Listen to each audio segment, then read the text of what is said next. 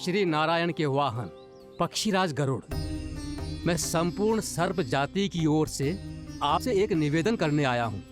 कहिए, क्या कहना चाहते हैं आप? हे पक्षीराज, यदि आप हम पर ऐसे ही आक्रमण करते रहे तो शीघ्र ही हमारी प्रजाति समाप्त हो जाएगी। इसीलिए हमारी आपसे विनती है, यदि आप उचित समझें तो सर्पों के किसी एक घर से हम आपको एक सर्प प्रतिदिन अर्पित करेंगे। आप उसको आहार बनाइए और अन्य सर्पों को जीवित रहने का अधिकार दीजिए। मुझे स्वीकार है। तब से प्रतिदिन किसी एक घर से एक सर्प गरुड़ के भोजन के लिए भेजा जाने लगा। समय के साथ मेरे घर की भी बारी आई, परंतु मैंने एक बहुत बड़ी भूल कर दी। समय आ गया है स्वामी, आज गरुड़ के आहार के लिए इसे चुना गया है। कौन है यह गरुड़ और क्यों दूं मैं इसे कोई भेंट? स्वामी, सभी सर्प राज्यों और गरुड़ के बीच में यही समझौता हुआ है, हमें इसका सम्मान करना ही होगा। मैंने कोई समझौता नहीं किया, मैंने कोई वचन नहीं दिया और ना ही मैं किसी गरुड़ से भयभीत होता हूँ। यदि इस राज्य में किसी को सर्पों को अपना आहार बनाने का अधिकार है तो वो केवल मुझे है। अब से गरुड़ को दी जाने वाली हर भेंट मुझे दी जाएगी, महाविषधारी महान नागराज कालिया को। यह और कुछ नहीं, मेरा अभिमान था प्रभु, और यह मेरे इस जन्म की सबसे बड़ी भूल थी। क्योंकि फिर जब गरुड़ को इस बारे में पता चला तो कालिया, अभिमान में आकर तूने अपने काल को ललकारा है। जिस कालिया के नाम में ही काल छिपा है, तू उसे ललकारने का दुस्साहस कर रहा है। गरुड़ स्वयं को भगवान विष्णु का वाहन कहता है, तो वाहन का ही कर्म कर। स्मरण रख, इस धरती के सर्वश्रेष्ठ योद्धाओं के लिए भी मैं मृत्यु का दूत हूँ। विनाश काले विपरीत बुद्धि।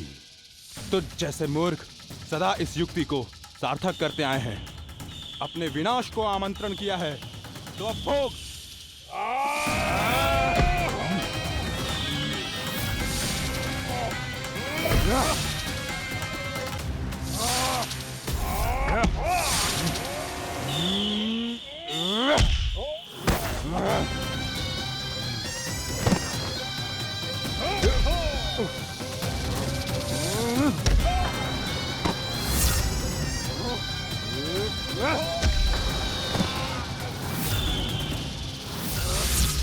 जिसने मेरा भोजन चुराने की धृष्टता की है वो इसी योग्य है।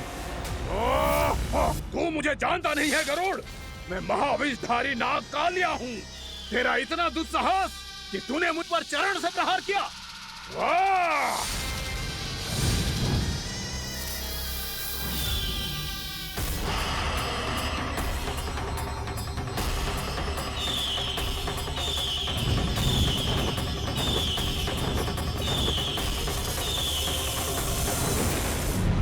मैं अपने अभिमान में भूल गया था कि गरुड़ मुझसे कहीं अधिक शक्तिशाली है। इसलिए अपने प्राणों की रक्षा करने के लिए मैं एक स्थान से दूसरे स्थान भागने लगा। नदियां, पर्वत, यहां तक कि मैंने सागर भी लांघ डाला, पर मैं जहां भी जाता गरुड़ के रूप में मेरा काल वहीं आ जाता। इसीलिए मृत्यु की आशंका से भयभीत होकर मैं अपने बड़े भाई मां कद्रू के प्रथम पुत्र अनंत शेषनाग से राय लेने चला गया। भैया, मैं यहां आपसे आपकी सहायता लेने आया हूं। मेरी एक छोटी सी भूल के कारण यह गरुड़ मेरा पीछा कर रहा है। मुझे हर समय हर स्थान पे ढूंढते रहता है। यदि उसने मुझे ढूंढ लिया तो वो निश्चित ही मेरे प्राण ले लेगा। मुझे कोई ऐसा स्थान बताइए जहां मैं अपनी पत्नी और अपनी संतानों के साथ शांति से रह सकूं। तुम यमुना नदी के किनारे वृंदावन क्षेत्र में जाके वास करो कालिया। गरुड़ वहां प्रवेश नहीं कर सकता क्योंकि उसे ऋषि सोबरी का श्राप मिला हुआ है।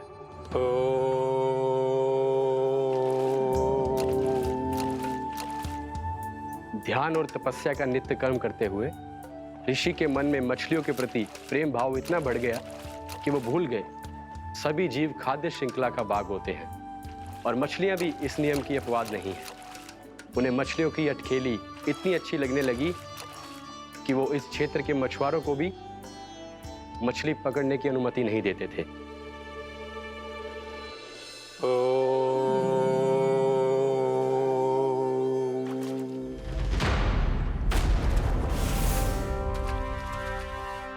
दिन वो उस पक्षी को नहीं रोक पाए, पर तब से सावधान रहने लगे।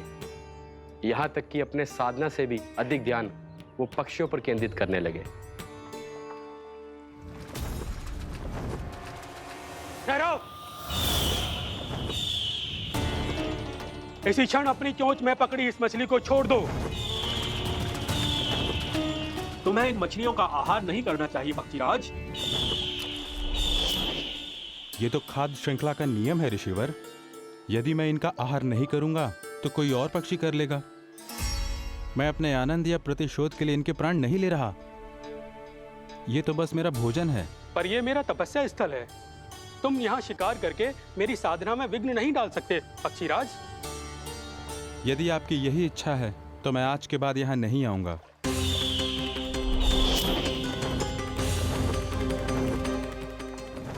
पर आज ये मछली मेरे आहार के रूप में पकड़ी जा चुकी है। मैं वचन देता हूँ ऋषिवर, इस स्थान पर यह मेरा अंतिम शिकार होगा।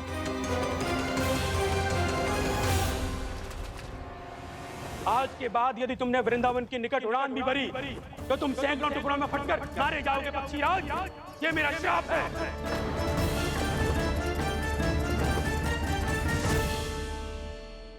और इसीलिए भैया शेषनाग के सुझाव के अनुसार मैं यहां आ गया। पर अब यदि मैं कहीं और जाऊंगा तो मेरे प्राण नहीं बचेंगे प्रभु। निश्चिंत रहो कालिया, अब से गरुड़ तुम्हें कोई हानि नहीं पहुंचाएगा। अब तुम्हारे फनों पर मेरी पक्षिंग बन गए कालिया, इसीलिए अब से तुम्हें गरुड़ से कोई भय नहीं होगा। निश्चिंत होकर अपने परिवार के साथ गहरे समुद्र में चले जाओ और सुख से शांति से निवास करो। पर ध्यान रहे निर्दोष जीवों को हानि ना पहुंचे। आपने मुझे जीवन दान दे दिया प्रभु, इस उपकार से मैं कृतज्ञ हूँ प्रभु। आदेश दीजिए, मैं आपकी सेवा कैसे करूं? तुम्हारे जल क्षेत्र से 1 कोटि कमल पुष्पों को लेने की अनुमति दे दो कालिया। यह मेरी सेवा होगी प्रभु। ये तो मेरा सौभाग्य होगा।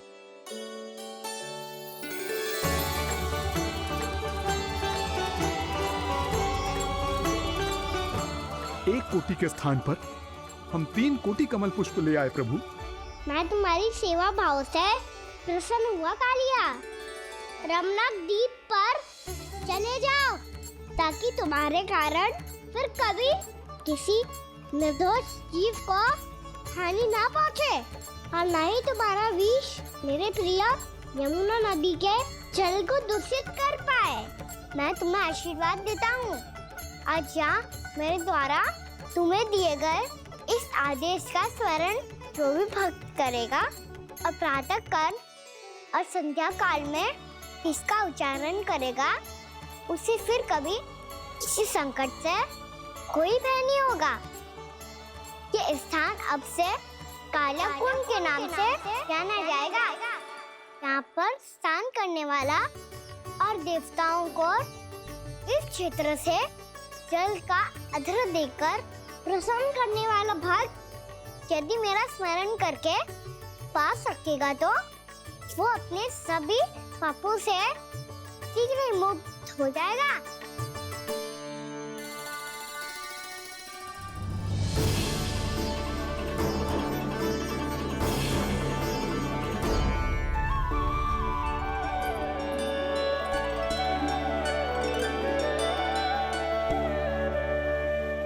कौन है जी भगवान जिसने अभी अभी कालिया जैसे विशाल विस्तर का सामना किया? क्या एक साधारण बालक जो शीत की अधिकता से ठिठुर रहा है? क्या करूं? मैं लल्ला को ममता के आंचल में छुपा लूं या भक्त बनकर प्रभु की लीला देखती रहूं? क्या करूं मैं? कितना ठंडा था जल, बहुत सर्दी लग रही है। सर्दी से तड़पते हुए कैसे देखूं इसे? अभी जाके अपने पल्लू से सुखाती हूँ। हृदय से लगा के स्नेह की आंच दूंगी तो सर्दी पल भर में छूमंतर हो जाएगी।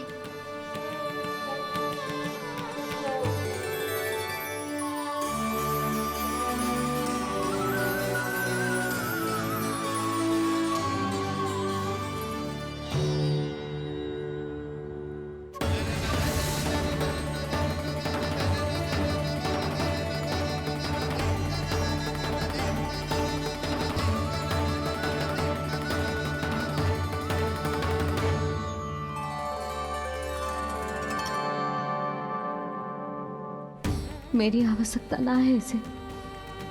ये तो सच्ची में भगवान ही है, जिसकी ठंड दूर करने के लिए स्वयं द्वादश आदित्य प्रकट हो गए हैं।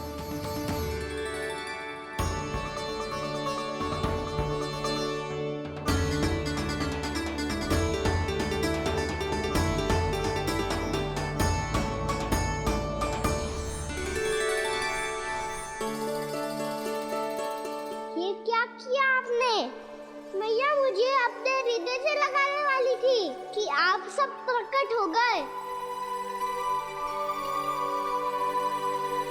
क्षमा कीजिए प्रभु, पर आपको भीगा हुआ देखकर, ठंड से ठिठुरता हुआ देखकर हमसे रहा नहीं गया। हम अपने वश में नहीं थे प्रभु। भक्ति से भावुक होकर हम प्रकट होने पर विवश हो गए थे। हमारी किरणें जैसे स्वयं ही फूट पड़ी और दौड़ पड़ी आपको सुखाने के लिए।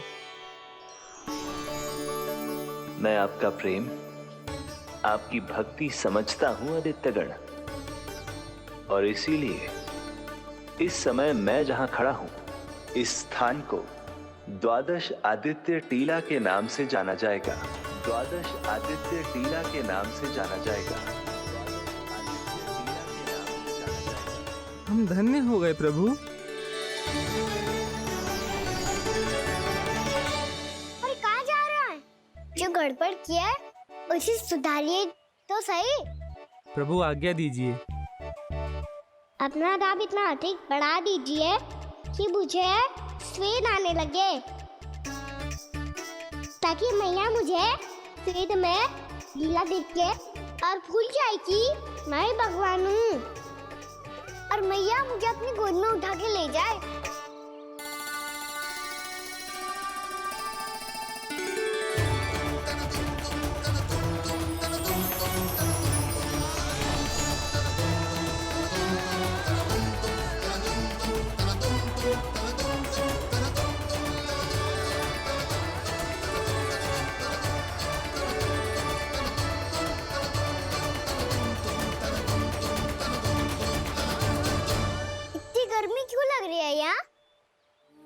श्वेत की एक बूंद भी आती थी तो मैं अपना आंचल लेकर पहुंच जाती थी इसके पास।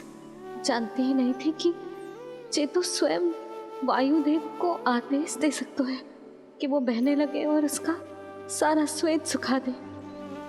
वायुदेव की आवश्यकता नहीं है मैया, मुझे आप ही चाहिए। लगता है जिस बात का भय था वही सत्य होने लगी है। भैया मेरे भगवान रूप को भूल नहीं पाएगी, और अब मेरे लिए उनके सत्य छुपा कर रख पाना कठिन हो जाएगा। कृष्णा कृष्णा हरे कृष्णा कृष्णा कृष्णा मुरली मनोहर कृष्णा गोपाला गोविंदा हे दामोदरा।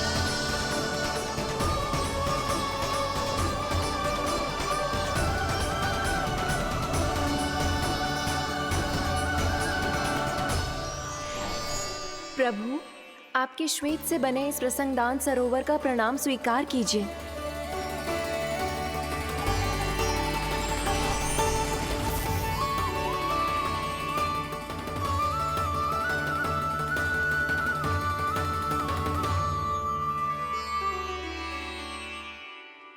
ओहो, इस चमत्कार को देखकर भैया को और भी अधिक विश्वास हो जाएगा कि मैं भगवानी हूँ। अब कैसे मनाऊं मैया को कि मैं इनका लाई हूँ। बाबा है ना, अब तो यही सहायता करेंगे। श्री कृष्णा गोविंदा हरे हरे श्री कृष्णा गोविंदा हरे हरे श्री कृष्णा हरे मुरारी श्री कृष्णा श्री कृष्णा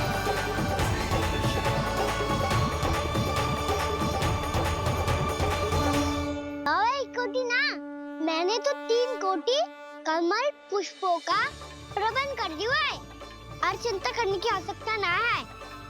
1 कोटि कमल के स्थान पर 3 कोटि कमल पुष्प मिल गए हैं। हाँ कान्हा, मैं उचित संदेश के साथ ये सारे पुष्प उस कंस के पास भिजवाता हूँ। महाप्रक्रमी कान्हा की जय। वृंदावन रक्षक कान्हा की जय। महाप्रक्रमी कान्हा की जय। भानु जी नंदराज। बाकी गांव वालों को लेकर ये सारे पुष्प इकट्ठा करो और कंस के दरबार में पहुंचाओ। जी।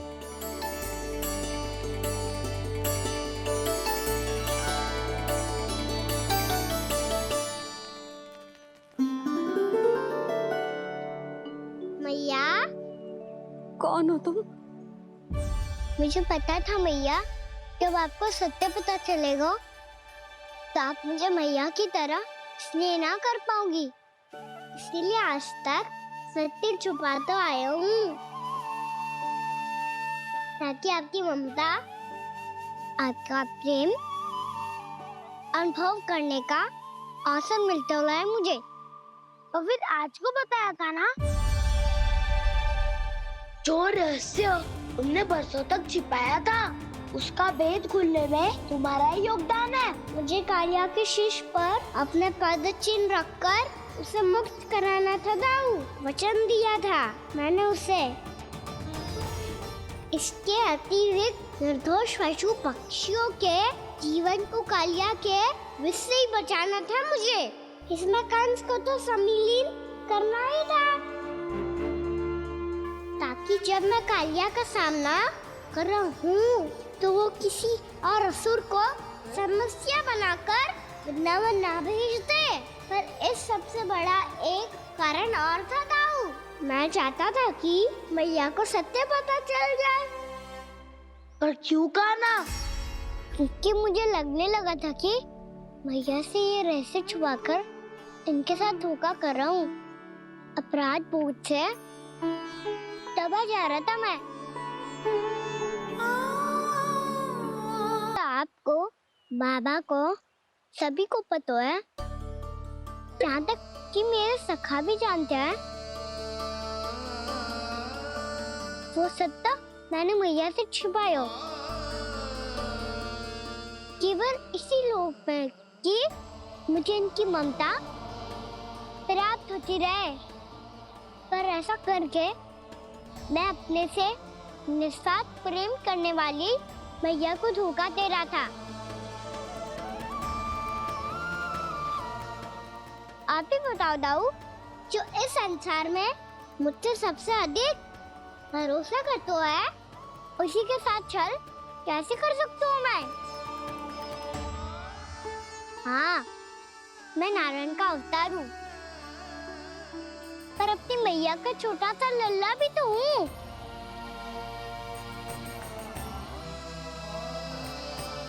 इसीलिए तो यमुना जी में छलांग लगाने का एक कारण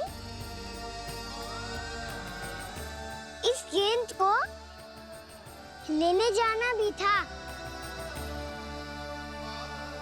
ने स्नेह से बनाई थी मैया ने गेंद, इसे अपने से दूर कैसे होने देता मैं? आपको आभास भी ना है मैया कि आप मेरे लिए कितने महत्वपूर्ण हो। ये सत्य है कि सभी देवता, प्रकृति, भक्त, ये सब है मेरा ध्यान रखने के लिए, मेरी सेवा करने के लिए। पर क्या इनमें से कोई भी मेरी मैया का स्थान ले सकता है? और आप भी तो यही चाहती थी कि मैं आपका लल्ला बन के आऊं, कि मैं आपका लल्ला बन के आऊं, कि मैं आपका लल्ला बन के आऊं। आज जैसे आपने मुझे अपनी गोद में लिटा रखा है, क्या कुछ ऐसा नहीं हो सकता कि शीघ्र ही मुझे आपको अपनी गोद में खिलाने का अवसर मिल जाए? मैया, नारायण का अवतार होना क्या इतनी बड़ी समस्या है कि आप हृदय से भी राह लगा सकते? मैया,